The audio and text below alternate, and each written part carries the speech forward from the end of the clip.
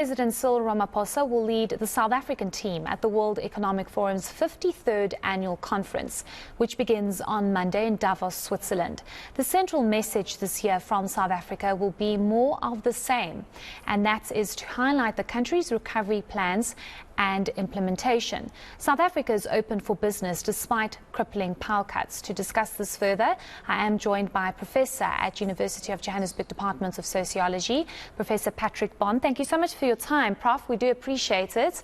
Let's just start off with what kind of message the President, together with his delegation, will be giving world leaders, given the many challenges that we face here at home.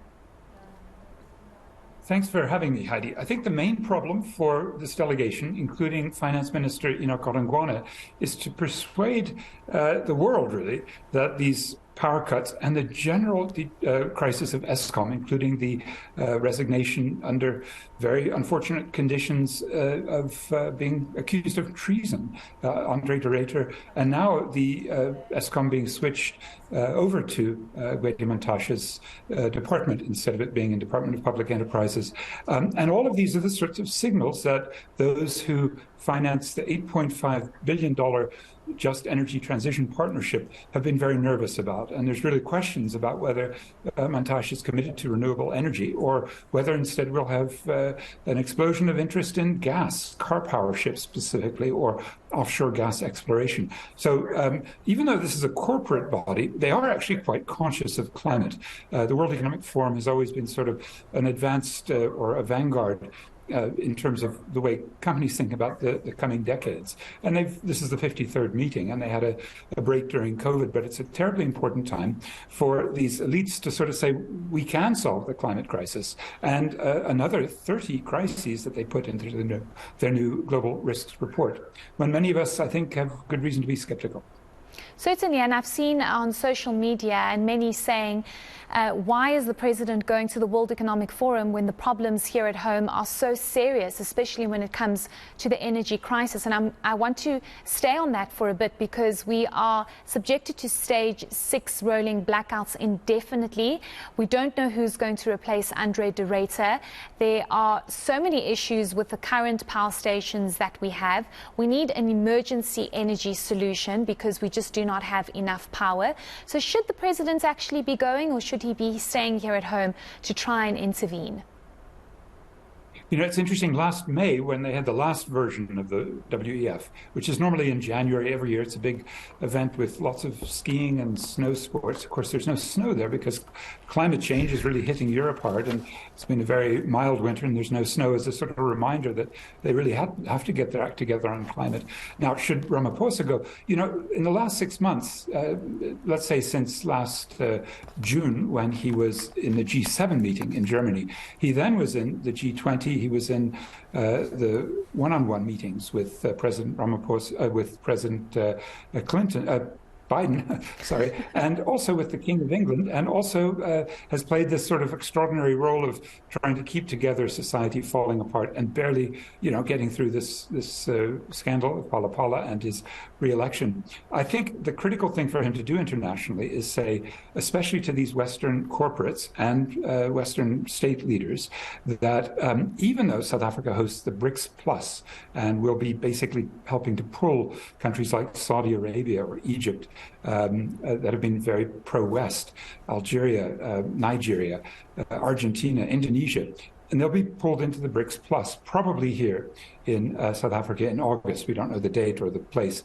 And that's really why I think it is important for Ramaphosa to be sort of seen in this circuitry. He is considered a Western-oriented, not a BRICS-oriented sort of leader. And I think this is one of the places where we'll see a lot of that. His charm is very much appreciated there. But the skepticism people will have, given the record, the electricity crisis just being one of many problems here, remains to be seen. Yes, I think many would disagree, Prof, because we don't need charm right now. We need electricity. And I think that's the whole argument here. I want us to move over to the issue of the possibility of grey listing. We do know that National Treasury, together with 51 other government officials, have been meeting in Morocco since Friday to try and persuade the Financial Asset Task Force that we should not be grey listed. That is possibly also something that the president will have to have a conversation with should world leaders ask him about, because we are seen as a major risk, and many would say that the country has not moved fast enough when it comes to arrests and prosecution of those involved in serious corruption.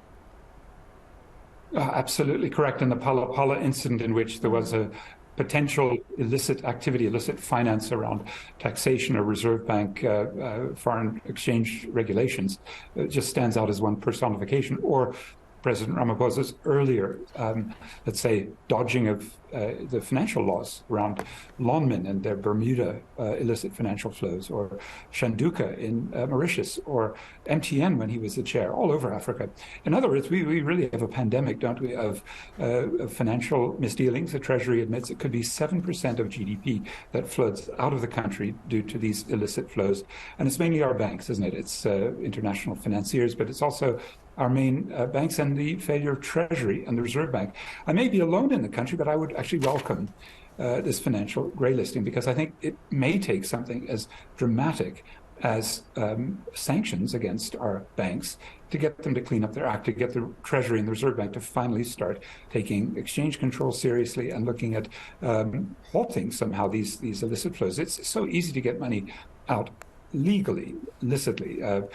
Finance Minister Godongwana relaxed exchange controls by 4 trillion rand last February when he changed the way investors, pension funds and institutional investors, insurance companies can invest abroad. So it's not that hard to take money out of South Africa. And when it's happening in this illicit way, and the internal authorities appear really to be asleep at the wheel, it may well take financial sanctions for a year or so. The grey listing may be a benefit for us all. It's something that's rather worrying, but we'll just have to wait and see what happens with the World Economic Forum and the grey listing. Thank you so much for your time this evening. That was Professor at the University of Johannesburg, Department of Sociology, Professor Patrick Bond.